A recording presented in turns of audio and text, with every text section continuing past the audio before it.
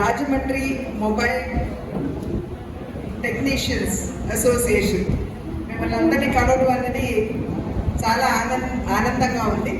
సాధారణంగా ఇటువంటి సభలు మనం ఎన్నికలకి ముందు నిర్వహించుకుంటామని చెప్పి భావిస్తూ ఉంటాం.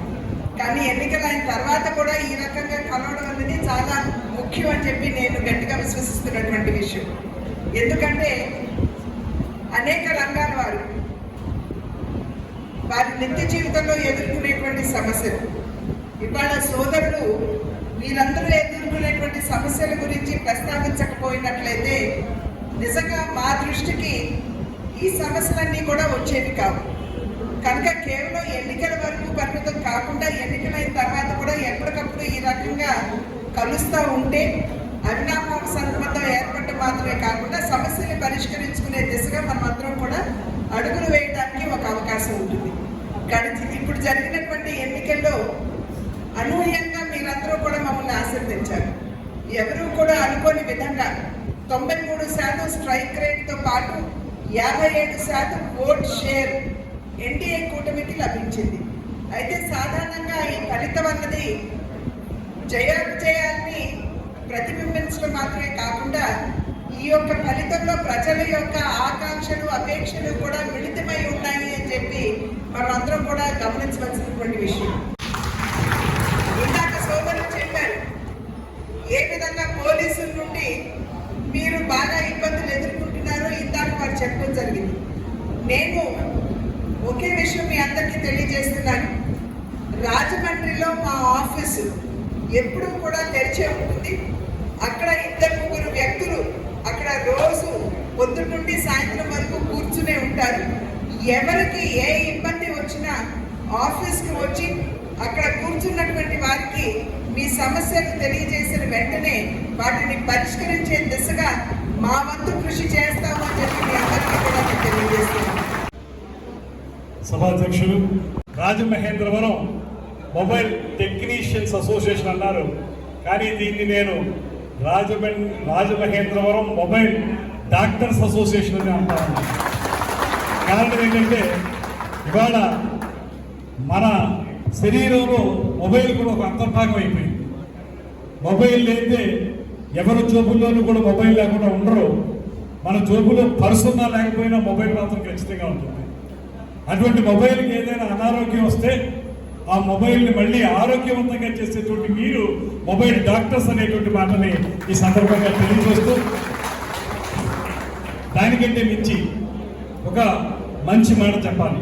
అదేమిటంటే ప్రధానంగా ప్రభుత్వం ఏదో ఉద్యోగాలు ఇస్తుంది, ప్రభుత్వ రంగంలో ఉద్యోగాలు తెచ్చుకోవాలి, దాంతో జీవితాన్ని స్థిరపరచుకోవాలనేటువంటి ఆలోచనకి భిన్నంగా ప్రభుత్వం ఎప్పుడు కూడా అందరికీ ఉద్యోగాలు ఇవ్వలేదు కనుక సొంతంగా మేము ఉపాధి ఏర్పరచుకుంటాం.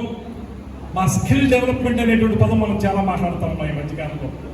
ఆ స్కిల్ ఇంప్రూవ్మెంట్ చేసుకోవడం ద్వారా మొబైల్ అనేటువంటిది సరికొత్త ఆవిష్కరణ అయినప్పటికీ కూడా, ఆ విషయంలో మీకు ప్రత్యేకమైన గురువులు లేకపోయినప్పటికీ కూడా మొబైల్ని బాగు చేయడం అనేటువంటి దాన్ని ఒక ఉపాధిగా తీసుకుని ఆ ఉపాధి ద్వారా మీ జీవితాలని వెళ్ళదీస్తున్నటువంటి మీరందరూ కూడా సమాజానికి మార్గదర్శకులు అనేటువంటి మాట మాత్రం ఖచ్చితంగా నేను చెప్పగలను. కారణం ఎవరి మీద మీరు ఆధారపడటం లేదు. మీ వృత్తినే మీరు నమ్ముకుంటున్నారు, మీ నైపుణ్యాన్ని మీరు నమ్ముకుంటున్నారు. నైపుణ్యంలో రోజు రోజుకి కూడా అప్గ్రేడ్ అవుతున్నారు. కారణం ఏంటంటే మొబైల్లో కూడా తొలి రోజుల్లో వచ్చినటువంటి మొబైల్స్కి ఇప్పుడున్నటువంటి మొబైల్స్కి కూడా చాలా తేడా ఉంటుంది. అది ఆండ్రాయిడ్ కానివ్వండి, లేకపోతే మన ఐఫోన్ కానివ్వండి, ఏ రకమైన టెక్నాలజీ వచ్చినప్పటికీ కూడా ఆ టెక్నాలజీకి అడాప్ట్ అవుతూ అప్గ్రేడ్ అవుతూ దాన్ని ఏదో రకంగా సరైనటువంటి మొబైల్గా తయారు చేయడానికి మీరు చేసేటువంటి కృషి ఖచ్చితంగా మా అందరికీ కూడా ప్రత్యేకమైనటువంటి అభినందనలు తెలియజేయడానికి అవకాశం ఇచ్చిందనేటువంటి మాకు తెలియజేస్తున్నారు.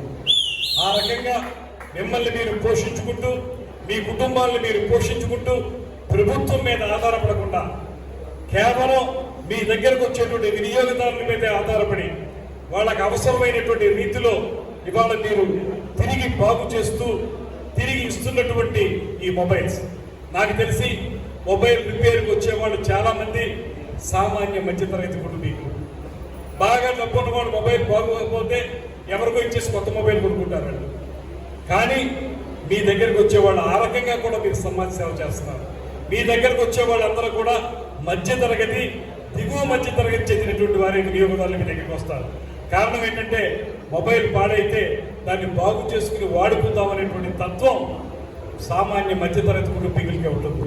వాళ్ళందరికీ మీరు చేస్తున్నటువంటి సేవ అనిర్వచనీయమనేటువంటి మాటను కూడా ఈ సందర్భంగా తెలియజేస్తూ, అటువంటి సమాజంలో ఒక కీలకమైనటువంటి స్థాయిలో ఉన్నటువంటి మీ అందరికీ ఒకప్పుడు ఇలాంటి మీటింగ్ పెట్టుకోవాలంటే 10-15 సంవత్సరాల క్రితం ఒక 100 మందో 50 మందో ఉండేవారు. ఇవాళ ఆరిఫ్ చెప్తున్నాడు ఇందాక నాకు, లక్షలాది మంది ఈ టెక్నీషియన్స్ ఉన్నారు అనేటువంటి మాట. అంటే దీన్ని వృత్తిగా తీసుకున్న వాళ్ళు ఎలా పెరుగుతూ ఉన్నారో, మొబైల్ వాడకం ఎలా పెరుగుతూ ఉందో అలాగే దాని మీద ఆధారపడే వాళ్ళు కూడా పెరుగుతూ ఉన్నారు. ఆ రకంగా మీరందరూ కూడా సమాజంలో కీలకమైన స్థానంలో ఉన్నారనేటువంటి మాటని తెలియజేస్తూ, అలాగే మీకు మీరు ఉపాధి సంపాదించుకుంటున్నటువంటి మీకు సపోర్ట్ చేయాల్సిన బాధ్యత మాత్రం ఖచ్చితంగా ప్రభుత్వం మీద ఉంది అనేటువంటి మాటను మాత్రం నేను స్పష్టంగా చెప్తాను. ఉద్యోగాల కోసం మా మీద ఆధారపడటం లేదు, మాకు ఆదాయం కల్పించమని మీరు అడగడం లేదు, మమ్మల్ని పోషించమని మీరు అడగడం లేదు.